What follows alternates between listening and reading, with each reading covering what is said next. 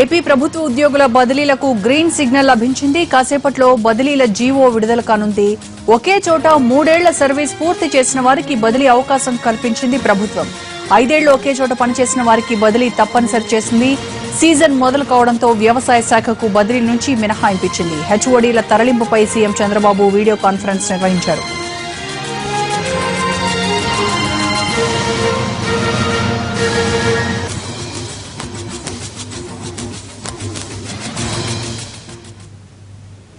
స్థానికత విషయంలో ఏపీ ఉద్యోగుల భయాందోళనలు తొలగిపోయాయి. 2014 నుంచి 3 ఏళ్లలోపు తెలంగాణ నుంచి ఏపీకి తరలి వెళ్లే వారిని ఇకపై స్థానికులుగా పరిగణిస్తారు. ఇందుకు సంబంధించిన ఉత్తర్వులపై రాష్ట్రపతి ప్రణబ్ ముఖర్జీ సంతకం చేశారు. 371(d)లో మార్పులు చేస్తూ కేంద్ర హోంశాఖ గెజిట్ నోటిఫికేషన్ రిలీజ్ చేసింది. ఉమ్మడి ఆంధ్రప్రదేశ్ రాష్ట్రంలో 6వ తరగతి నుంచి వరుసగా 4 ఏళ్లు ఎక్కడ చదివితే అక్కడ స్థానికులుగా గుర్తించేవాళ్లు. విద్య, ఉద్యోగాల్లోనూ ఇదే అంశాన్ని పరిగణలోకి తీసుకునేవాళ్లు.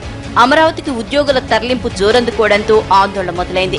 ఆంధ్రప్రదేశ్కు వెళ్తే అక్కడ తమ పిల్లలు నాన్ లోకల్ అవుతారని ఎంప్లాయీస్ టెన్షన్ పడ్డారు.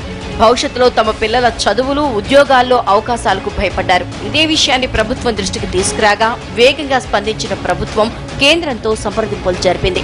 ఇందుకు ఉద్దేశించిన ఆర్టికల్ 371(d)ని సవరించాలని ప్రతిపాదించింది.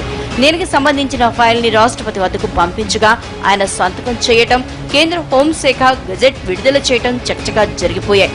అప్పుడు సమైక్యాంధ్ర మూవ్మెంట్ లో కూడా అదే చెప్పాం, ఇప్పుడు అదే చెప్తున్నాం. సెటిల్లో కూడా పనిచేయడానికి ఉద్యోగులకు ఎటువంటి అభ్యంతరం లేదు. కొంత వెసులుబాటు మహిళా ఉద్యోగులకి చాలా సమస్యలు ఉన్నాయి. కొంత వెసులుబాటు ఇవ్వమని వేడుకోవడం జరిగింది. సీఎం కూడా దానికి సానుకూలంగా పరిశీలించారు. ఈ ఫ్రెండ్లీ గవర్నమెంట్ లో పనిచేయడానికి అందరూ హ్యాపీగా ఉన్నాము. అందులో మాత్రం వేరే డౌట్ లేదు. గెజెట్ ప్రకారం ఇప్పటికే ఆంధ్రప్రదేశ్ లో ఉంటున్న వాళ్లకు ఎలాంటి మార్పులు ఉండవు. 2014 జూన్ 2 తర్వాత తెలంగాణ నుంచి ఆంధ్రప్రదేశ్ కు తరలి వస్తున్న ప్రభుత్వ ఉద్యోగులు సామాన్యులకు వర్తిస్తుంది.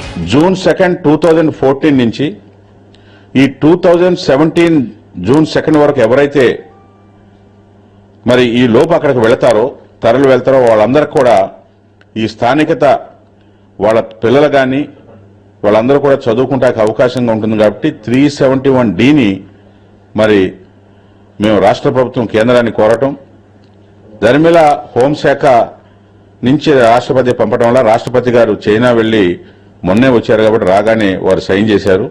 ఇది చాలా శుభ పరిణామం. స్థానికత అంశంపై గెజెట్ రావడం ఉద్యోగుల తరలింపులో కీలక పరిణామంగా చెప్పుకోవాలి. ఉద్యోగుల సమస్యల్లో ఒక దానిపై క్లారిటీ వచ్చింది కాబట్టి ఎంప్లాయీస్ అమరావతికి వెళ్లే ప్రక్రియ వేగం అందుకోవచ్చు.